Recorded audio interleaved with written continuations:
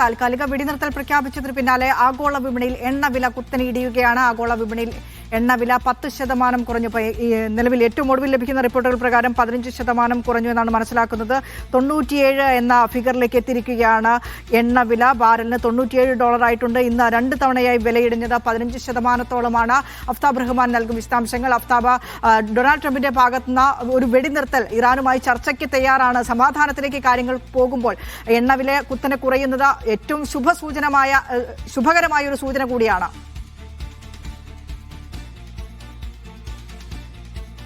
അനിഷ, അങ്ങനെ പറയുമ്പോൾ പോലും ഉള്ള ഒരു പ്രശ്നം, ട്രംപ് എന്നത് ഒരു US പ്രസിഡന്റ് എന്നതിനപ്പുറം ഒരു മികച്ച ബിസിനസ്സുകാരൻ കൂടിയാണ്. അങ്ങനെ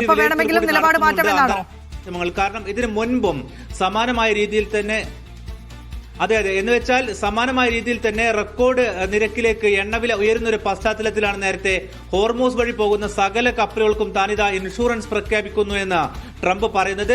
അന്നും സമാനമായ രീതിയിൽ തന്നെ എണ്ണവില ഇടിഞ്ഞിരുന്നു. ഇന്നിപ്പോഴുണ്ടായിരിക്കുന്ന മറ്റൊരു പ്രധാനപ്പെട്ട നീക്കം എന്ന് പറയുന്നത് ഇതുമായി ബന്ധപ്പെട്ട് US പ്രസിഡന്റിന്റെ പ്രഖ്യാപനത്തിന് ശേഷം ഇസ്രായേൽ ഇതുവരെ ഇതുമായി ബന്ധപ്പെട്ടൊരു പ്രതികരണം നടത്തിയിട്ടില്ല. അത് വളരെ ഏറ്റവും പ്രധാനപ്പെട്ട ഈ യുദ്ധത്തിലെ വളരെ പ്രധാനപ്പെട്ട ഒരു പ്രതികരണമായിരിക്കും. പ്രത്യേകിച്ച് ഈ ഒരു സമയം ഏതെങ്കിലും നിലക്ക് US ആക്രമണം അവസാനിപ്പിച്ചുകൊണ്ട് യുദ്ധം നിർത്തുകയാണെങ്കിൽ അത് USന്റെ പരാജയമായിട്ട് ആയിരിക്കും അന്താരാഷ്ട്ര മാധ്യമങ്ങളും ഒപ്പം തന്നെ ലോകവും എല്ലാം വിലയിരുത്തുക. കാരണം പ്രഖ്യാപിച്ച ലക്ഷ്യങ്ങൾ ഓരോന്നും പലതവണയായി മാറ്റിക്കൊണ്ടാണ് ഏറ്റവും ഒടുവിൽ ആദ്യം എവിടെ തുടങ്ങിയോ അവിടേക്ക് തന്നെ വീണ്ടും ചർച്ചയിലേക്ക് തന്നെ പണ്ട് ഗസയിൽ ചെയ്തതിന് സമാനമായി വീണ്ടും ട്രംപ് എത്തുന്നത്. അതുകൊണ്ട് നിലവിലെ ഈ പ്രഖ്യാപനം ഒരു പക്ഷേ ഒറ്റയടിക്ക് യുദ്ധം നിർത്തുമോ എന്ന ചോദ്യത്തിന് ഉത്തരമല്ല. പ്രത്യേകിച്ച് എടുത്തു പറയേണ്ട കാര്യം 5 ദിവസത്തെ ആക്രമണം അവസാനിപ്പിക്കുന്നു എന്ന് അദ്ദേഹം പറയുന്നത് ഈ പവർ പ്ലാന്റുകൾക്ക് മുകളിലുള്ള ആക്രമണമാണ്. മറ്റു ആക്രമണങ്ങൾ ഇപ്പോഴും നമ്മളിത് സംസാരിക്കുന്ന സമയത്ത് ഇപ്പോഴും ഇറാനകത്തും ഇറാൻ തിരിച്ച് ഇസ്രായേലിനകത്തും ആക്രമണം തുടർന്നുകൊണ്ടിരിക്കുകയാണ്. അതുകൊണ്ട് പൂർണ്ണമായ ഒരു ശമനമല്ല ഉദ്ദേശിക്കുന്നത്. പകരം താൽക്കാലികമായി ഒരു ചർച്ചയിലേക്ക് കാര്യങ്ങൾ എത്തിക്കൽ ഇപ്പോൾ ട്രംപിന്റെ കൂടി ആവശ്യമാണ്. കാരണം US-നകത്ത് വലിയ തോതിലുള്ള സമ്മർദ്ദം ട്രംപ് അനുഭവിച്ചുകൊണ്ടിരിക്കുന്നുണ്ട്. അവിടെ 1 ലിറ്ററിന് വില $1 മുകളിൽ കൂടി വർദ്ധിച്ച സാഹചര്യമുണ്ട്. ഇത് യുദ്ധത്തിന് ശേഷമുണ്ടായ സ്ഥിതിവിശേഷമാണ്. ഇത് വലിയ തോതിൽ ജനങ്ങൾക്ക് മേൽ ഭീമമായിട്ടുള്ള ചിലവ് വർദ്ധിപ്പിക്കുന്ന സ്ഥിതിവിശേഷമുണ്ട്. പ്രത്യേകിച്ചൊരു മിഡ് ടേം ഇലക്ഷനിലേക്ക് ട്രംപ് പോകുന്ന ഒരു സാഹചര്യം കൂടിയാണ്. അതുകൊണ്ട് തന്നെ ട്രംപ് ഈ ഒരു പ്രഖ്യാപനം നടത്തുമ്പോൾ അദ്ദേഹത്തിന്റെ ലക്ഷ്യം എന്താണ് എന്നുള്ളത് നമ്മൾ കണ്ടറിയേണ്ടതാണ്. കാരണം കഴിഞ്ഞ വർഷം ഈ 12 ദിന യുദ്ധം ഇറാനുമായി നടന്ന സമയത്തും സമാനമായ രീതിയിൽ തന്നെ ആദ്യം പ്രഖ്യാപനം നടത്തുന്നു, പിന്നീട് ചർച്ചയിലേക്ക് പോകുന്നു, വീണ്ടും ആക്രമണം നടക്കുന്നു. അതുകൊണ്ട് ഒറ്റയടിക്ക് ആക്രമണം നിൽക്കുന്ന സാഹചര്യം ഉണ്ടാകില്ല. പതിയെ ഘട്ടം ഘട്ടമായി അതിൽ നിന്ന് പിന്തിരിയാനാണ് സാധ്യത.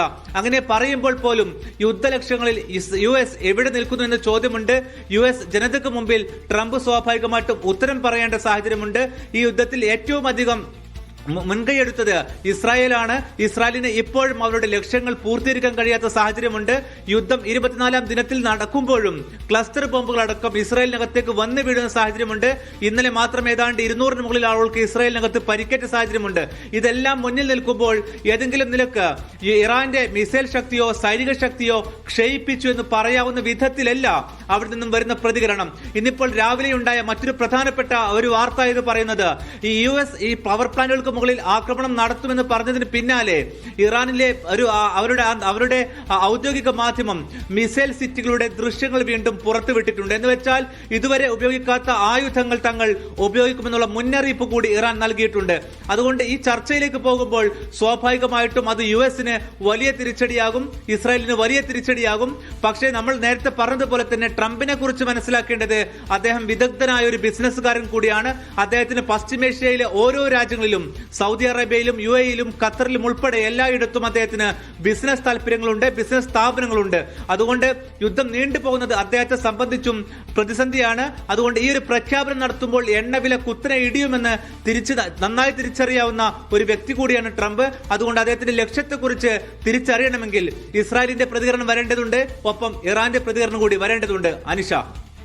അഫ്താബ് റഹ്മാനാണ് വിശദാംശങ്ങൾ പങ്കുവച്ചത്. ഏതായാലും അമേരിക്കയുടെ ഈ ബിസിനസ് തന്ത്രത്തിനൊപ്പം നിൽക്കുമോ ഇസ്രായേൽ എന്ന് തന്നെയാണ് കണ്ടറിയേണ്ടത്.